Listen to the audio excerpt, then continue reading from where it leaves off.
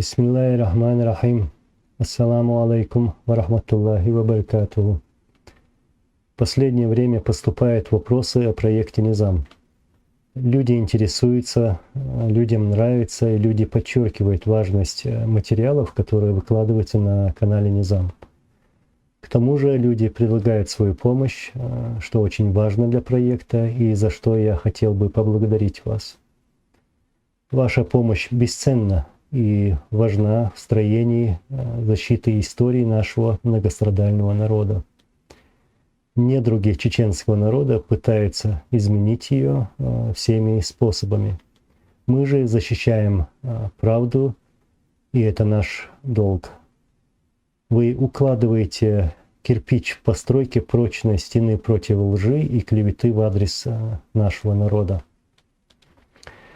Нашей целью не является кого-то оскорбить или унизить, призывать к насилию, оправдывать или пропагандировать его. Люди говорят, почему я активизировался именно сейчас и почему не делал этого ранее. Являясь директором информационно-аналитического центра при президенте Чеченской Республики Ичкерия, а также специальным представителем президента Чеченской Республики Ичкерия, с того времени, с начала 2000-х годов, помимо той работы, которая проводилась, было решено сохранять материалы, то есть архив, и создать единую базу. По указу нашего президента имена и фамилии работников были под строжайшим секретом. Этого требовало положение и ситуация в республике, а также методы давления, которые начали открыто применять российские оккупанты и их халуи.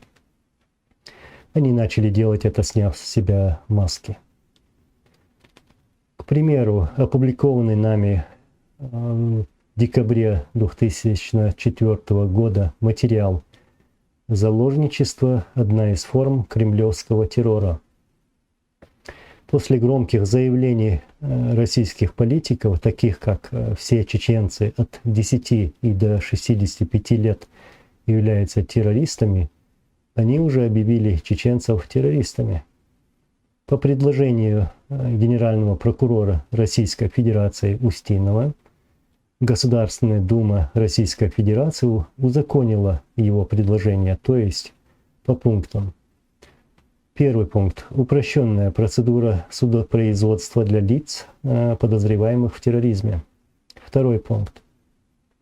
Контрзахват родственников террористов.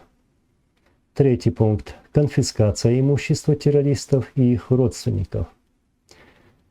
Обвинить человека в терроризме в Российской Федерации для них не составляет особого труда, как мы это знаем.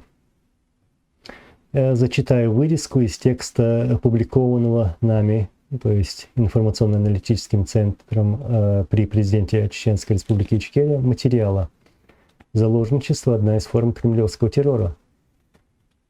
Официально практика заложничества широко применялась Россией на Северном Кавказе и в предреволюционные годы, например, выселение семьи и постоянное преследование других родственников Абрека Зелимхана Харачуевского. И в годы Гражданской войны, когда красные преследовали родственников белых, а белые охотились за родственниками красных. И в годы Великой Отечественной войны, когда в заложниках карательной системы Сталина оказался весь чеченский народ, депортированный 23 февраля 1944 года в Среднюю Азию и Сибирь. А с началом русско-чеченской войны, особенно на ее втором этапе, заложничество приобрело массовый характер, когда на чеченскую арену были выпущены так называемые эскадроны смерти, являющиеся наследниками краснорубашечников времен русско-кавказской войны. Теперь вот президент Путин руками надзорщика Устинова и чекиста Патрушева просто узаконил это позорное явление в России. которое депутаты Государственной Думы назвали острой необходимостью введения особых правовых режимов защиты от терроризма. Российские правозащитники прозвали самым отвратительным преступлением против человечности. Распространением правды мы занимаемся с момента начала войны. Расскажу свои воспоминания, которые касаются проекта «Низам». Были созданы фильмы, а также видеопередачи и клипы информативного характера.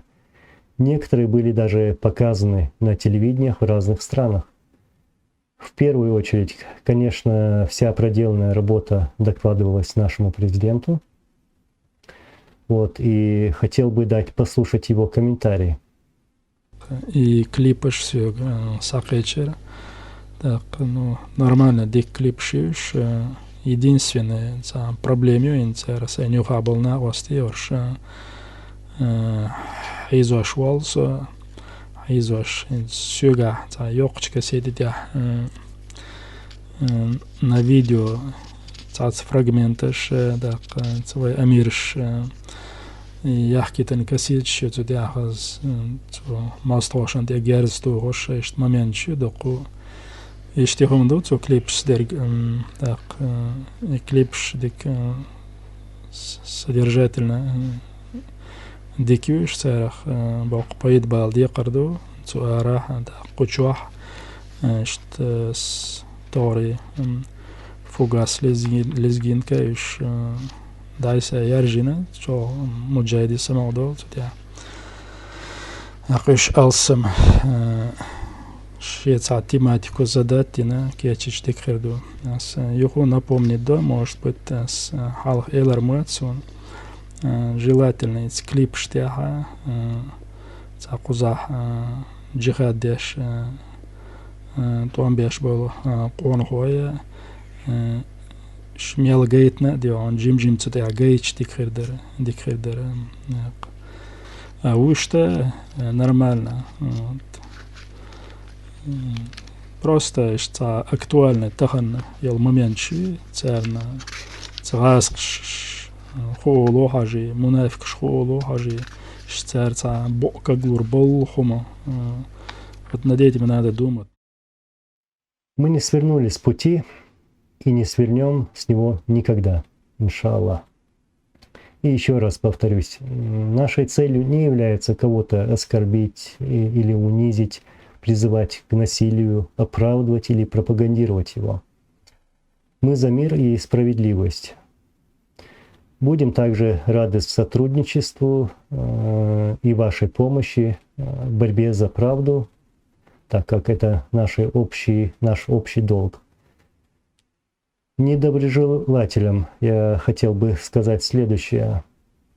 Явилась истина и сгинула ложь. Воистину ложь обречена на погибель, иншаллах.